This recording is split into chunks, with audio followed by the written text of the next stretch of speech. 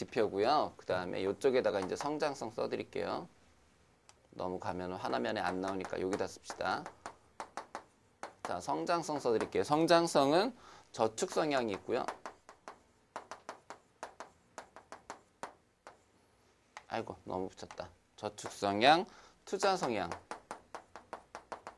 그 다음에 유동성 비율, 이렇게 세 가지가 있답니다.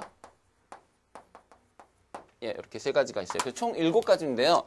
여러분들이 7가지를 너무 명확하게 막 줄줄줄 외우지는 않더라도 뭐가 뭔지는 좀 아셔야 됩니다. 자, 그럼 가계수지부터 설명해 드릴게요. 가계수지라는 거는, 자, 우리가 이게 아까 조금 전에 말했던 그 비율 분석이에요. 그래서 이게 어떤 지표를 다른 지표로 나누어서 계산하는 걸 말하는데요. 우리가 가계수지라는 거는 뭘 말하냐면은 생활비를, 한 달 생활비를 한 달 월 소득으로 나눈 거예요. 높은 게 좋아요? 낮은 게 좋아요? 이건 당연히 낮을수록 좋죠. 이게 1을 넘어가 버린다 그러면 적자란 얘기예요. 두 번째, 비상자금이라는 건요. 금융자산을 월 소득 또는 총 자산으로 나눈 거예요. 생활비로. 금융자산을 생활비로 나눈 거예요. 그래서 내가 한 달에 들어가는 생활비에 비해서 금융자산이 얼마나 많이 있느냐라는 거죠. 그러니까 이런 거는 이제 보통 실직당했을 경우에 적어도 3달 동안은 우리가 이제 소득이 없으니까 지금 갖고 있는 금융자산을 가지고 몇 달을 생활할 수 있는지를 우리가 판단할 수 있는 근거가 되기도 하거든요. 그래서 요거는 어때야 돼요? 높을수록 좋죠. 혹은 이제 이 생활비 대신에 우리가 소득으로 하기도 합니다. 그러니까 내 소득에 비해서 금융자산을 얼마나 갖고 있냐도 되고요. 내 생활비에 비해서 금융자산을 얼마나 갖고 있냐, 둘 다 됩니다. 그러니까 둘 다 많이 쓰이니까 알아두시고요. 그 다음에 위험 대비라는 거는 내 월 소득에 비해서 보험료를 얼마나 내고 있냐는 거예요. 보험료를 얼마나 내고 있느냐. 이거는 딱히 무조건 높다고 좋다고 볼 수는 없습니다. 예를 들어서 소득을 몽땅 보험에다 집어넣는 게 좋냐 그렇게 말할 수는 없거든요. 적정해야죠. 이거는 적정해야 됩니다. 그 다음에 부채 부담이라는 거는 내가 갖고 있는 금융자산에 비해서 내가 갖고 있는 총 부채가 얼마나 되냐는 거죠. 자, 이건 어때요? 낮을수록 좋은 거죠. 됐죠? 그 다음에 성장성 말씀드릴게요. 자, 소득 성향이다 그러면 내 소득 중에서 내 저축이 차지하는 비중이에요. 그 다음에 투자 성향이다 그러면 이건 총 자산 중에서 투자 자산이 얼마나 되니 이걸 말하는 거고요. 그 다음에 유동성이라는 것은 총 자산 중에서 금융 자산이 얼마냐는 거예요. 요겁니다, 여러분. 그래서 이게 총 7가지인데요. 여러분들이 요 7가지를 뭐가 뭔지도 알아두셔야 되고요. 그죠? 뭐가 뭔지도 알아두셔야 되고, 그 다음에, 이 각각의 공식이 의미하는 것도 여러분들이 좀 알아두셔야 됩니다. 그러면 안정성 지표에 해당하지 않는 것은 가계수지 지표, 비상자금 지표, 부채부담 지표, 위험대비 지표만 빠졌고, 뭐가 들어가 있어요? 저축성향 지표는 요거는 성장성 지표라는 거 우리가 알 수 있었답니다. 됐죠? 자, 제가 여기다 이렇게 써드렸는데 요 뒤에 가서 이런 문제 또 하나 나올 텐데 그때 가서 몰라요 그러시면 안 돼요.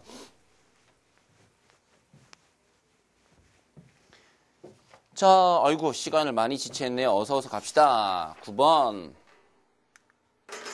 노인 가계를 위한 포트폴리오 작성 시 명심해야 할 사항으로 옳지 않은 것 그랬는데요. 자, 옳지 않은 거예요. 자산 증식시키는 것보다는 안정이 중요하다 그래요. 인플레 하에서도 물가가 상승할 때도 노인분들을 위한 자산 가치를 보호할 수 있어야 된다. 투자 상속 계획은 충분한 여유 자금이 있을 때만 당연하죠. 그죠? 은행, 보험사, 증권의 투자 신탁 등 각 금융 상대 반드시 골고루 땡.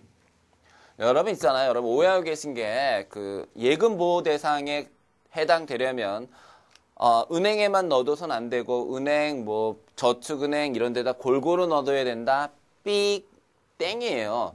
동일한 은행에 5천만 원이에요. 동일한 은행에. 그러니까 여러분들이 국민은행에 5천만 원, 우리은행에 5천만 원, 하나은행에 5천만 원 넣어두면 괜찮습니다. 그러니까 은행에다 5천만 원, 증권회사에다 5천만 원 이런 거는 아니에요. 따라서 반드시 골고루일 필요는 전혀 없다는 거죠. 10번이요. 틀린 거 찾는 겁니다. 틀린 거. 현재 자산 상태표를 만들고 확실한 목표의식을 갖자. 좋아요. 변동금리보다는 확정금리 또는 실세 연동형 금리를 선택하자. 요거는 제가 좀 변명을 할게요. 요 문장이 사실은 우리가 그게 기출문제에도 나왔었고 그 다음에 그 협회 교재에 나와 있기 때문에 요 표현을 그대로 썼는데 사실 요거는 좀 문제가 있는 표현입니다. 왜 문제가 있는 표현이냐면요. 실세 연동형 금리라는 게 그 기준이 되는 금리가 변하는 데 따라서 즉각 변하는 금리를 말해요. 그러면 그거는 넓은 의미에서는 변동금리거든요. 그죠? 그래서 이 문제는 이제 이렇게 보셔야 되는 거예요. 요걸 끊으셔야 돼요. 그래서 변동금리보다는 확정금리. 그러니까 왜냐하면 제일 중요한 건 안정된 거란 말이죠. 안정된 거. 그래서 변동금리보다는 확정금리로 확정을 짓는 게 좋은데 그렇지 않다면 우리가 지금은 자산관리니까 예금이잖아요. 예금. 그래서 그렇지 않다면 차라리 인플레이션에 따라서 뭐 물가 상승이나 그다음에 금리 상승분에 대해서 차라리 현재 상황과 똑같이 가는 형태가 가장 무난하다라는 거죠. 그래서 실세 연동형 금리를 택하라는 거예요. 그러니까 이거는 이거 셋 중에서 뭐냐 그러시면 절대 안 되고요. 얘랑 얘 중에서는 이게 낫다. 왜? 얘가 안정적이니까.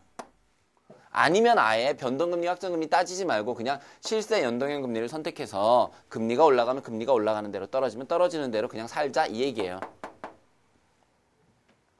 요거 조심하세요. 그 다음에 단기 상품보다는 장기 상품을 활용한다 그랬는데요. 큰일 났죠. 큰일 나. 왜냐하면 퇴직 후잖아요. 물론 지금이야 이제 워낙 오래 사시니까 장기 상품을 가입한다 하더라도 상관은 없지만 위험하죠. 그래서 가능하면 장기가 아니라 단기를 활용해야 됩니다. 그 다음 보험을 잘 활용하는 게 당연히 좋겠죠. 11번 옳지 않은 거예요. 재무목표는 이상 미친 거죠. 재무목표는 현실적이어야 됩니다. 그래서 구체적 측정 가능, 우선순위, 그 다음에 행동의 종류 포함 이런 것들이 답이 됩니다. 이상적이라니요. 말도 안 되니. 저런 거 그럴듯하다고 속아 넘어가시면 안 돼요. 이상적이라뇨. 저런 거 안 되는데 현실적이어야 됩니다.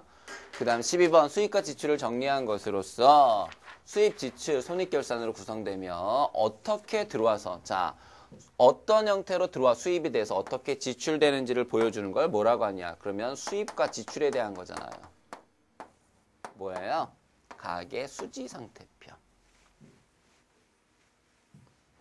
이건 뭐 너무 단답식이네.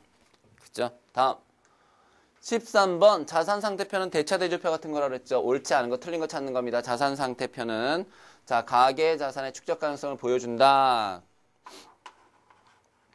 그건요. 우선 자산상태표라는 건요. 축적 가능성이에요. 여러분 이 축적이라는 거는 뭐라고 생각하면 돼요? 저축이요. 저축하면 뭐가 떠올라요? 성장성 지표 떠오르죠. 조금 전에 했잖아요, 우리. 그죠? 그러면 자산상태표라는 것은 가계 자산이 얼마나 계속 쌓일 것이냐를 보여주는 게 아니라 현재 상태를 보여주는 거예요.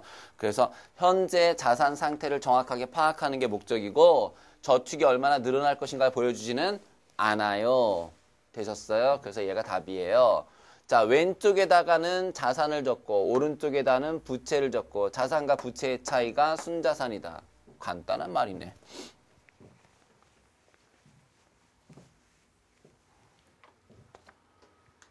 14번 재무상태 분석 및 평가에 대한 설명으로 뭐한 것? 틀린 거 찾는 겁니다. 자, 부채 부담 지표의 수치가 낮을수록 바람직하다 그랬습니다. 당연하죠. 왜냐하면 이건요. 총 자산분의 총 부채거든요. 그럼 부채가 높아야 돼요? 낮아야 돼요? 당연히 낮을수록 바람직하죠. 두 번째, 가계 지수지표, 가계수지죠. 가계수지 지표의 수치가 낮을수록 바람직하며 비율이 1보다 작아야 된다는데 이거는 한 달에 벌어들인 소득에서 생활비가 차지하는 비중이거든요. 그럼 이게 어때야 된다? 낮아야 된다. 맞죠? 그 다음 위험 대비 지표의 수치가 낮을수록 위험 대비는 잘 되었다고 평가된다. 그랬는데 그게 답이죠. 왜 답이냐면 위험 대비 지표라는 건요. 내 소득에서 보험료가 차지하는 비중이거든요. 이게 낮다라는 얘기는 보험료를 거의 내지 않는다는 뜻이니까 그거는 아니죠. 적정해야죠. 그래서 일단 기본적으로는 높은 게 적은 거보다 높은 게 좋은데 지나치게 높으면 안 된다. 따라서 작을수록은 틀렸다. 그 다음 비상자금의 수치가 높을수록 그랬는데 우리가 이 비상자금은 뭐였어요? 생활비분의 뭐예요? 금융자산이었죠. 그래서 내가 갖고 있는 금융자산으로 몇 달을 버틸 수 있는가 이거잖아요. 높을수록 좋은 거라는 거 알고 계시죠? 그래서 우리가 요 앞에서 8번에서였나요? 했던 거 기억하시죠? 그거 그래서 외우셔야 되는 거예요. 15번 갑니다. 재무설계 상담에 대한 설명으로 옳지 않은 것은 그랬는데 여러분 요건요. 재무설계 상담과 재무문제 상담이 있어요. 자, 목표의 설정으로부터 시작한다. 좋아요. 대체로 흑자가계로서 그렇죠. 이게 중요한 거죠. 흑자가계는 설계 상담을 하고 적자가계는 문제 상담을 한다. 투자 자원의 효과적, 자, 투자를 어떻게 효과적으로 할 것이냐에 관심을 두는 것이고 고객의 재무적 안정성을 위협하는 당면의 재무 문제를 완화시키는 것은 재무 설계 상담이 아니라 재무 문제 상담이 됩니다.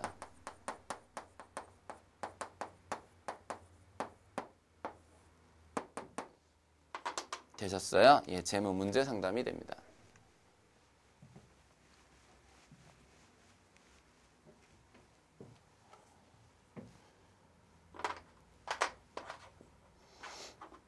자, 다음이요. 요 문제는요. 예, 요 문제는 너무 문구에 치우친 나머지 약간의 좀 오류가 있습니다. 제가 먼저 설명을 해드릴게요.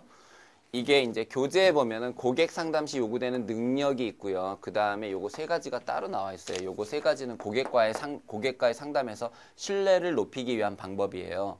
그래서 요거는 이제 능력은 맞습니다. 그래서 고객 상담 시 요구되는 상담자의 능력은 두 가지가 있어요. 그게 뭐냐면 인간적인 능력하고요. 전문적인 능력이거든요. 인간적 능력, 전문적 능력 이렇게 두 가지가 있어요. 요 두 가지 중에서 이 공감 능력은 당연히 인간적인 능력이거든요. 근데 문제는요. 나머지도 그런 게 된다라는 거죠. 예를 들면은 상담과 관련된 지식을 충분히 습득해야 한다. 물론 이제 문구 자체가 습득해야 한다라는 당위성을 말하는 거고 그거에 따른 능력은 아니기 때문에 물론 이게 답이 아니다라고 말할 수는 있겠지만 이렇게 출제되지는 않습니다. 이건 정말 좀 제가 봐도 너무 문구에만 치우친 문제네요. 이거는 그러지 마시고요. 그러니까 이렇게만 기억하세요. 이 문제는 정답은 1번입니다만 이거는 사실은 다 답이 될 수 있어요.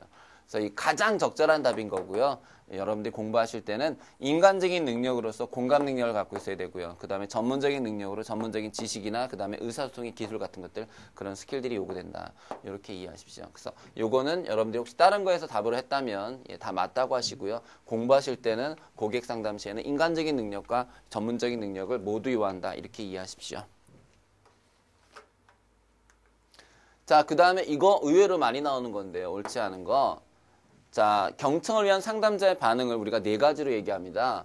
여기 하나가 빠졌는데 그게 뭐냐면 침묵하기예요. 그냥 듣기만 하는 거죠. 닥치고 듣기만 하는 거예요. 자, 닥치고 듣기만 하는 침묵하기가 있고요. 그 다음에 수동적 경청. 예, 이렇게.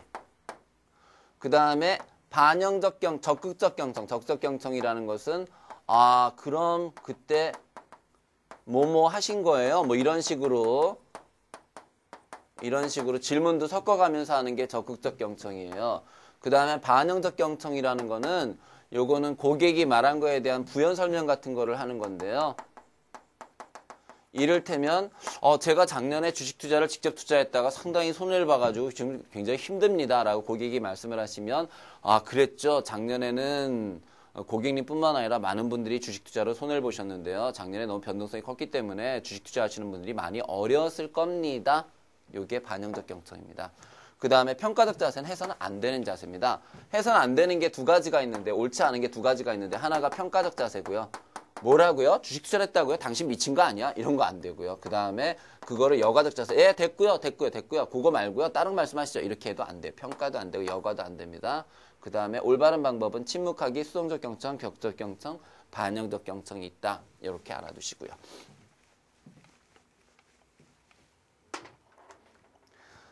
자, 그 다음에 상담의 기본 방법에 대한 설명을 받지 못한 거 그랬습니다. 받지 못한 거. 경청, 반영, 직면, 해결. 자, 경청.